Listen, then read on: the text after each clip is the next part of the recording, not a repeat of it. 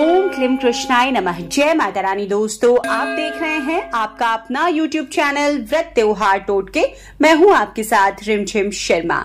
दोस्तों, सबसे पहले तो आप सभी को भगवान श्री कृष्ण जन्मोत्सव की श्री कृष्ण जन्माष्टमी 2023 की बहुत बहुत शुभकामनाएं। तो आज इस वीडियो में मैं आपके साथ इस जन्माष्टमी को आपके शुभ मुहूर्त में पूजा करेंगे, उसके बारे में संपूर्णता से सभी जानकारियां शेयर करने जा रही हूं। दोस्तों, भगवान श्री कृष्ण का जन्म, जैसा कि हम सभी जानते हैं कि मध्य रात्रि में हुआ है, भाद्रपद मास के कृष्ण पक्ष की अष्टमी तिथि को। और इस बार जो जन्माष्टमी का त्योहार है वो हम मना रहे हैं 6 सितंबर को भी और 7 सितंबर को भी। तो 2 दिनों में, क्योंकि अष्टमी तिथि बीत रही है दोस्तों, इसीलिए जन्माष्टमी का त्योहार हम इन 2 दिवसों में मनाएंगे। लेकिन जो पहला दिन होगा, ऐसा बताया गया है, जन्माष्टमी 2 दिनों में जब जब अष्टमी तिथि बीतती है तो जो पहला दिन होता है वो गृहस्थ आश्रम वाले लोगों के लिए होता है। उस दिन ही हमें आम लोगों को जन्माष्टमी का त्योहार मनाना चाहिए मध्य रात्रि में। और जो दूसरा दिन होता है वो वैष्णव संप्रदाय के लोगों के लिए होता है। खास तौर पर जो इस्कॉन के मंदिर होते हैं या अन्य जो भी मंदिर होते हैं जहां विशेष पूजा आराधना जन्माष्टमी पर की जाती है, वो दूसरे दिन की जाती है। तो दोस्तों, इस बार जैसा कि मैंने बताया कि 2 दिनों में 6 और 7 दोनों ही सितंबर को हम मना रहे हैं, तो सबसे पहले तो ये जान लेते हैं कि जो भाद्रपद मास के कृष्ण पक्ष की अष्टमी तिथि है वो कब शुरू होगी और कब समाप्त होगी। क्योंकि भगवान का जन्म कृष्ण पक्ष की अष्टमी तिथि को हुआ था और जन्माष्टमी का जो व्रत है वो अष्टमी तिथि में ही रखा जाता है।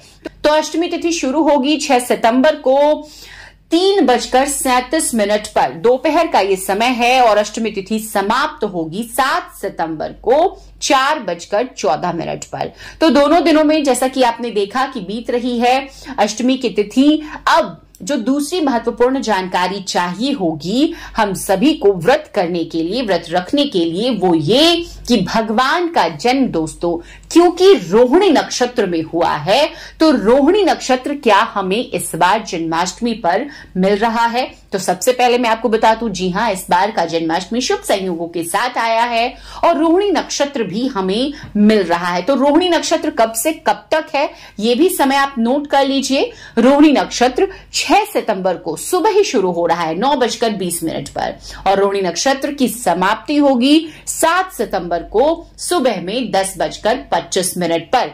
तो इससे शुभकारी क्या हो सकता है कि दोनों ही चीजें मिल रही है इस बार हमें 6 सितंबर को। जो मध्य रात्रि का जो पूजा का शुभ मुहूर्त होगा उसमें रोहिणी नक्षत्र भी है और अष्टमी तिथि भी है। दोस्तों, अब जो सबसे महत्वपूर्ण जानकारी है कि पूजा हमें किस शुभ मुहूर्त में जन्माष्टमी के दिन करना है।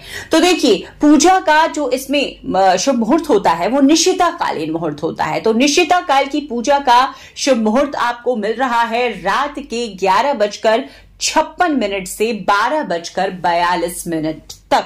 तो ये 12:42 यानी कि यहां पर दिन बदल जाएगा, तारीख बदल जाएगी और 7 सितंबर हो जाएगा। ये जो कुल समय अवधि है ये 46 मिनट की समय अवधि है और इसी समय अवधि में जो आपको विशेष पूजा आराधना करनी है करेंगे। दोस्तों, इस बार हम भगवान श्री कृष्ण का 5250वां जयंती जो है उनकी जन्मोत्सव मना रहे हैं।